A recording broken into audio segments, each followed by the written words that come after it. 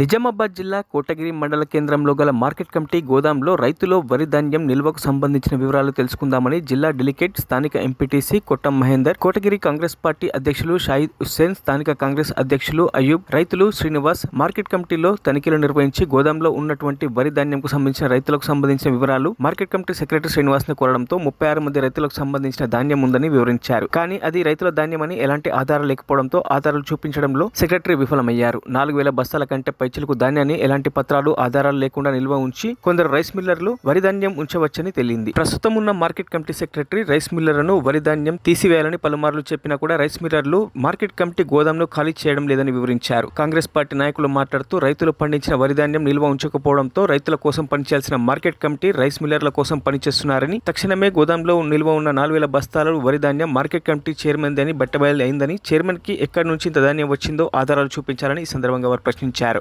Chairman అవసరంతో అంతా జరిగిన పని ఇదంతా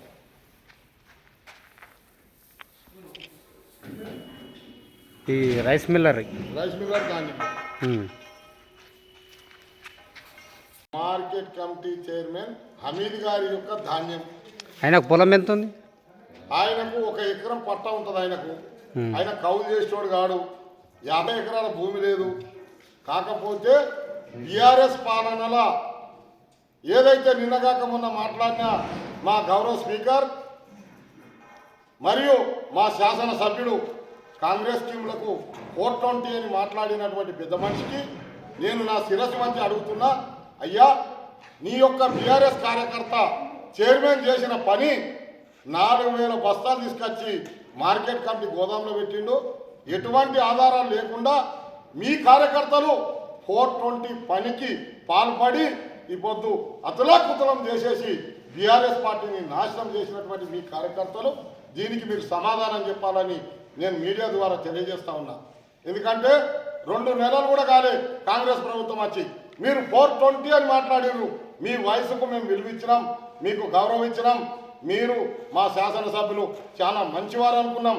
కానీ ఇప్పుడు మీ యొక్క చైర్మన్ పరిస్థితి ఏ విధంగా చేసిందో చూడండి. అదేవిధంగా ఇక్కడ ఉన్నటువంటి గోదాంని మొత్తం రైస్ మిల్లర్లకు అప్పచెప్పింది. ఏ ఒక్కదానికి కూడా బోర్డు లేదు.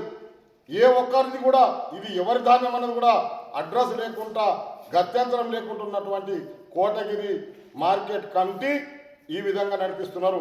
మీరు 420 మేము 420 అని నేను సభాపతి మాజీ మరియు శాసనసభ్యుల గారికి నేను తెలియజేస్తున్నా.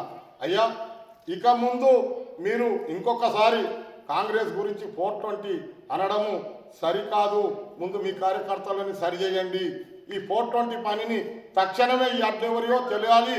లేదనుకుంటే రేపు జిల్లా కలెక్టర్కు పోయి ఫిర్యాదు చేస్తా అని చెప్పి నేను ఒక స్థానిక ఎంపీటీసీ డిస్ట్రిక్ట్ డెలిగేట్గా ఇక్కడ మా అధ్యక్షులు విలేజ్ ప్రెసిడెంట్ మేమందరము రైతుల పట్ల కొట్లాడతాం. రైతు మరియు అదేవిధంగా ఇక్కడ ఏఈ గారు కూడా మాతోనే ఉన్నారు.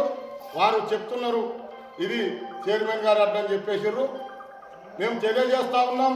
లేదనుకుంటే కలెక్టర్ గారికి చెప్పి తక్షణమే ఈ ధాన్యం పరిస్థితి ఏందో తేలాలని, ఈ ప్రభుత్వం రైతులకు అండగా ఉండే ప్రభుత్వం, రైతులను మేలు చేసే ప్రభుత్వం, మరియు దీంట్లో ఉన్నటువంటి పట్టాలను కూడా తీసుకుపోయి గిరినీళ్ళకి ఇచ్చారు కానీ తప్ప రైతులకు ఎటువంటి న్యాయం చేయలేదని చెప్పేసి స్పీకర్ గారి దృష్టికి మరియు శాసనసభ్యుల దృష్టికి పోవాలి మీడియా ద్వారా తెలియజేస్తాం.